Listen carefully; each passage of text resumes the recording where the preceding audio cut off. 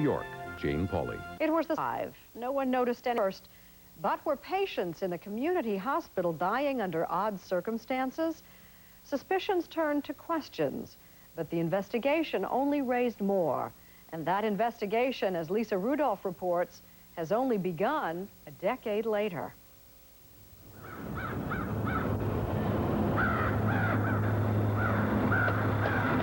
It was Friday the 13th, an unusual January day. Investigators unearthed a coffin and wrapped it in police 10-year-old mystery old. But what no one knows is whether it's a murder mystery. Hear about television or, programs or movies, but you don't expect to be living it. It is the stuff of a dime novel. Now this is Miss Scarlett in the library with a wrench. It's a case with no fingerprints, no known witnesses, no crime scene left to examine, and a weapon that leaves no marks. But if it is murder, it did leave victims, most of them frail, senseless. But Vivian Norman was only 59, a mother of 6 when she went into the hospital for a broken hip and died 2 weeks later of respiratory arrest. And you assumed it was because of her asthma? We accepted that. But now, it's a different story. Maybe there was foul play. Old. Breaks her hip, then ends up in the hospital. And then 2 weeks later, passes away. It turns out, just before her death, Vivian Norman shared with her daughter what terrible foreboding. She said, Ruth, if I die in this hospital, have them do an autopsy and you're going to find it's medication that has killed me. And I chose not to do that, and I have lived with that for the 10 years. Do you think your mother had a premonition that something was wrong? I really do believe that, yes. What was Vivian Norman so afraid of? Investigators at Community Hospital in Springfield, Ohio, had their own suspicions because July 9th, 1985, an employee working in this supply closet stumbled upon 40 drug is called Pavulon. Used properly, it's a powerful muscle relaxer. Used improperly, it can kill you. Dr. Paul Andorfer was radiology at Community Hospital. Describe death by Pavulon. Must be terribly frightening. Patients fully aware that they were totally paralyzed. They cannot breathe, they cannot talk. They only have a few bodily functions intact. Just a gradual slowing of the heart rate as it runs out of oxygen, the motor will die. Was Pavulon used to kill as many as 30 people at Community Hospital in the summer of 1985? And if it was, couldn't. Records show the hospital quietly reviewed dozens of cases in 1985, but as you'll see, they may not have looked closely enough. An employee at the time, who asked not to be identified, says the suspicions peaked late one August night. We had 2 deaths occur within an hour on the night shift, and then evidently the lights came on. Something was wrong. He's recalling the events of August 7th, 1985, 11:54 p.m. 75-year-old Isaac Bloomfield's failure. He died. 37 minutes later, 83-year-old Auburn stopped breathing. He died as well. A nurse on duty noted they both had a respiratory arrest, but still had a heartbeat. According to Andorfer, signs of Pavulon poisoning. Then, just hours later, a third died. Again, it was respiratory arrest. Sixon stopped breathing just after he was treated with a device called a nebulizer, which administered a form of a mist. Harrison was later revived. What did he say happened? His legs were, he could hear us, couldn't talk, and he couldn't breathe. If I gave Mr. Harrison's account of what happened to him to any anesthesiologist, I guarantee that they would identify not only the type of drug, but the drug specifically. The drug he means is Pavulon, and the next day, 2 containers of it were found in a disposal box close to Harrison's room. I think at first it was a feeling of disbelief. This can't be happening in our hospital. This can't be true. This cannot be true. But soon, disbelief turned to fear and paranoia. You're afraid to even go in and do your job, knowing that you've got hundreds of eyes looking over your shoulder. Everybody became suspicious, alert. Everybody became, I guess, a suspect, I should say. Could a murderer be stalking the halls of Community Hospital? The hospital had to know. So its investigators tested tubing and syringes for Pavulon. They sent tissue samples out for independent lab testing. And then an extraordinary step that only a few people knew about. Looking for more, the hospital had a body exhumed to test for Pavulon. The test results would later turn out to be the first in a series of incredible twists and turns in this case. No Pavulon was found in any of the tissue samples. According to the hospital, it wasn't in the IV tubing or syringes either. No Pavulon was found at all. The investigation was closed, and it stayed closed for 8 years until Dr. Paul Andorfer heard something that startled him. I was told by a nurse that there was an exhumation in 1985, and I said that couldn't have happened. It turns out the hospital's investigation was, according to Andorfer, so top secret that even he, the head of anesthesiology, was never told. I said, this just absolutely could not have. Andorfer insists he never heard about the investigation at all until 1993, 8 years later, just after he left Community Hospital. He started asking questions. I mean, what happened? Why was there a murder investigation? You call it a murder investigation?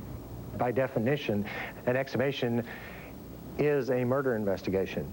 There's no other reason to dig up a body unless it's to put a new interstate in. So 8 years after the hospital's investigation, Andorfer started his own.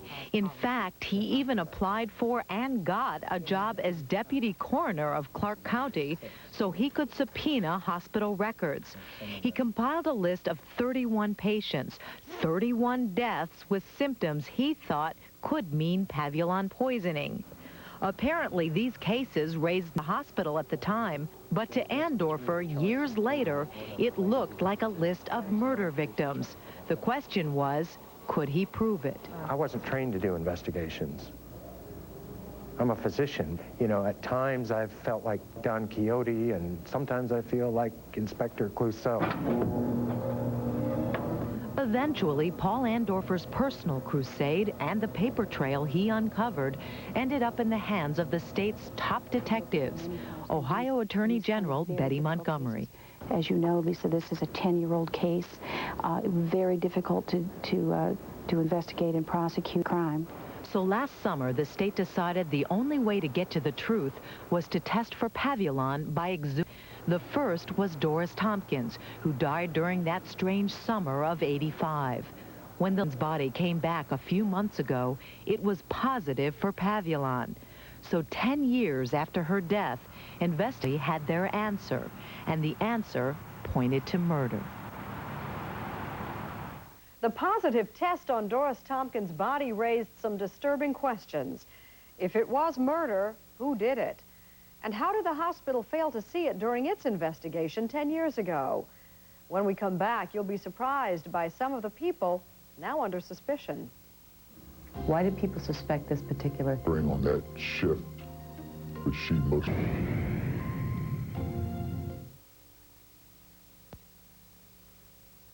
Now back to our story. You've heard about what some suspect to be a string of murders at a community hospital in Springfield, Ohio, 10 years ago. Back to conduct an investigation after finding empty bottles of a dangerous drug.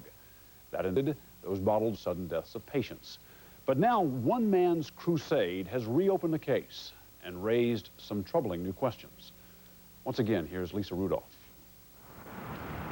When Doris Tompkins died in June of 1985, Elvis and DNA Made Simple. DNA. Followed by an all-new Late Night with Conan, NBC tonight. Now back to our story. You've heard about what some suspect to be a string of murders at a community hospital in Springfield, Ohio, 10 years ago. Back then, the hospital did conduct an investigation after finding empty bottles of a dangerous drug. That investigation concluded those bottles were not connected to the sudden deaths of patients. But now one man's crusade has reopened the case and raised some troubling new questions. Once again, here's Lisa Rudolph. When Doris Tompkins died in June of 1985, no one dreamed that 10 years later, investigators would find the drug Pavulon in her body. It had never been prescribed for her. Was it murder? Dr. Paul Andorfer thought so, and more. We're talking about murders in the hospital, and we're talking not only that, we're talking of the cover-up. If there were as many as 30 murders, as Andorfer suggests, who could have done it? Were they covered up? And were the answers to be found in this supply closet, where you'll remember exactly 5 weeks after Doris Tompkins died, dozens of empty bottles of Pavulon were found. Who put them there and why? Since Pavulon is a very specialized anesthetic with little use outside the operating room, except as poison. Andorfer believes Community Hospital not only failed to ask these key questions, but intentionally did not answer them. The hospital took tissue samples on 15 patients. Tests came out negative. What's wrong with what the hospital did? They didn't pick the right samples. Just how thorough was the hospital's? Andorfer says they only tested tissue and urine samples from before and after the suspicious deaths, never during that actual time. For example, remember those 2 men we told you about who both died of sudden respiratory arrest 37 minutes apart? The hospital family asked for an autopsy, so it didn't do any. And what about the 3rd man who almost died just hours later?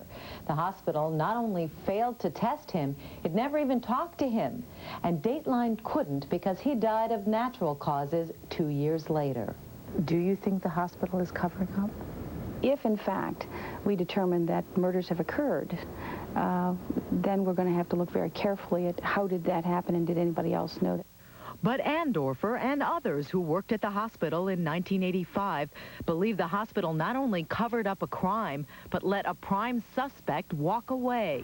That person was a respiratory therapist who hospital records indicate many co-workers thought was involved.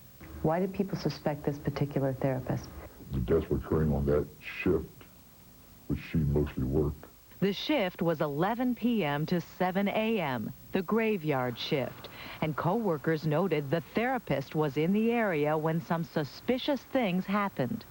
Like on July 18, 1985, when a patient suddenly became paralyzed. And on August 7th, when those 2 elderly men died of respiratory arrest just 37 minutes apart. And early the next morning when the 3rd man went into respiratory arrest. Records show he had just received a nebulizer treatment from the therapist in question. And one of the people who later revived him was that same therapist. Once the patient went into an arrest, then she would be the one rushed back in and try to take over. Like she was a savior. Right, right. Are you saying that this respiratory therapist got some sort of pleasure out of going back and saving these people? I'm suggesting that's one of the possibilities. But some of her co-workers thought there was a motive even more shocking. Did she show a sense of dedication and compassion for her patients? No.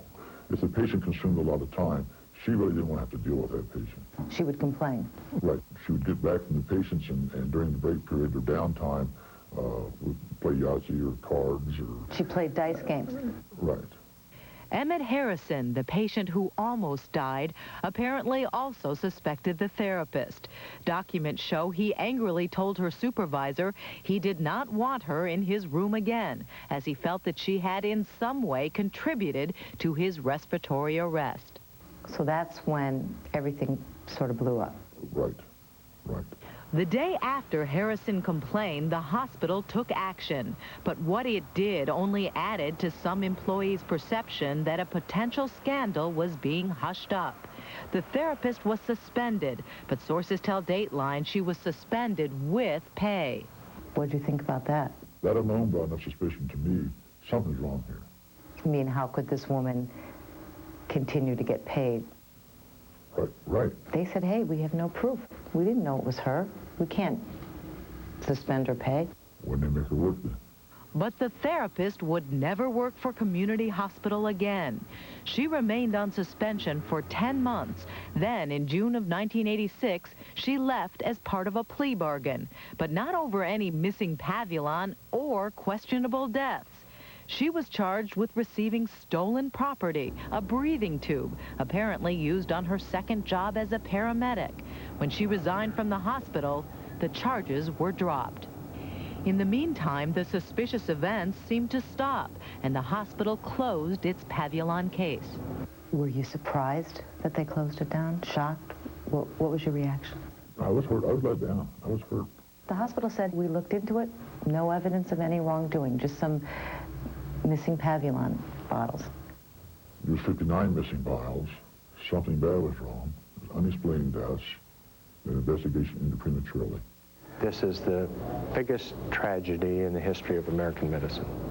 Not because of the murders, but because of the cover-up. Suspicious deaths at a Springfield hospital. Andorfer's allegations made headlines across the country, shaking up the sleepy blue-collar community of Springfield. While the hospital refused to talk to Dateline, it launched an extensive PR campaign, including this press release saying it started an investigation in 1985 solely because it found the empty pavulon bottles, not because of any suspicious deaths, that it fully cooperated with law enforcement agencies and had hired a well-known forensic pathologist to assist in the investigation. The hospital said after many months, when all efforts proved fruitless, the investigation was finally closed. But when state investigators found pavulon in Doris Tompkins' body last December, pressure on the hospital mounted. 6 weeks later, this past January, Hospital Vice President Chris Brohard took 50 sleeping pills, an apparent suicide attempt. That personal tragedy raised even more suspicions. We don't know what caused this, but we can't ignore the fact that it's in the middle of an investigation in which he's been involved. The next day, hospital spokeswoman Kim Parks lashed out at the media and Paul Andorfer. And you have violated one of the most important rules of journalism, to question the credibility of your sources. The hospital blasted the media for pursuing every, quote, unfounded allegation by highly questionable source. Is that highly questionable source you? No doubt. They've attacked me every which way they can. But in fact, hospital officials aren't the only ones who question some of Andorfer's allegations, including his claim that he was kept in the dark about the hospital's initial pavulon investigation until 8 years after the fact. Is it possible that Dr. Andorfer would not have known? No. No. You had to have lived in a cave not to have known that. He's aware of it.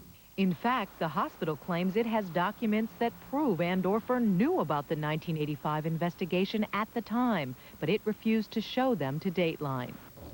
Could Andorfer be hiding something? Does he have a secret agenda? The hospital says yes, he's out for revenge, and that Andorfer's allegations came just weeks after he left Community Hospital in an unrelated dispute. But Andorfer claims it's the other way around, that the hospital where he worked for 20 years forced him out to get back at him for starting the investigation. Andorfer is now suing. Is Dr. Andorfer a whistleblower, or is he a disgruntled employee who wanted to retaliate against the hospital? Whether or not his motivations are pure or not pure, we believed that we needed to reopen that investigation. And ironically, if it does become a murder investigation, the man who blew the whistle, the man who says he wears black in sympathy for the dead, Paul Andorfer himself, may wind up a suspect. Investigators tell Dateline it's a remote possibility, but hard to ignore Dr. Andorfer's unlimited access to pavulon and extensive knowledge of the drug. How much pavulon would it take to kill someone? Probably 2 cc's would be a good dose for yourself. That would kill me. Mm-hmm. Were you involved in any way in the missing pavulon and in these suspicious deaths? Absolutely not. Dateline wanted to ask the same question of the respiratory therapist so many co-workers suspected back in 1985. We tried phone, by mail, through her attorney, and face-to-face. Lisa Rudolph from Dateline NBC. Can I just ask you a few questions?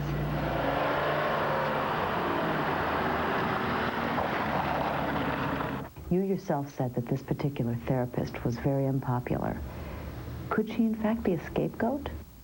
Anything's possible. Personally, I don't feel that's true. I mean, she would be the easy target in all of this if she was so disliked by everyone. This is true. That's true. Who was the killer? Was there a killer at all? You'll remember investigators already exhumed one body which tested positive for Pavulon. So on that fateful Friday the 13th, this past January, they set out to break the case wide open by exhuming more bodies. But for families of possible victims, it was an agonizing decision. But when I first seen it coming out of that mausoleum that she was in, I felt that they was releasing her to let's have her back. Remember, Vivian Norman was the woman who told her children she thought the hospital was giving her the wrong drugs. What we're talking about here, if in fact the tests come back positive and that there was Pavulon, we're talking about somebody. Somebody has actually was going around murdering people. Doing away with them. For what reasons, I don't know. I mean, I guess only time will tell when the test results comes back. And either this nightmare will be over or it has just begun. Right. That's the big question. 4 weeks later, the test came back, the latest in a series of stunning twists in the case. No Pavulon was found in any of the recently exhumed bodies. The families of these individuals can rest assured that the deaths of their loved ones were not the result of criminal activity. Or were they? Did the test really prove beyond all doubt that Pavulon did not kill them? Even the FBI's expert forensic scientists can't say for sure whether Pavulon could always be detected after a body's been buried for a decade.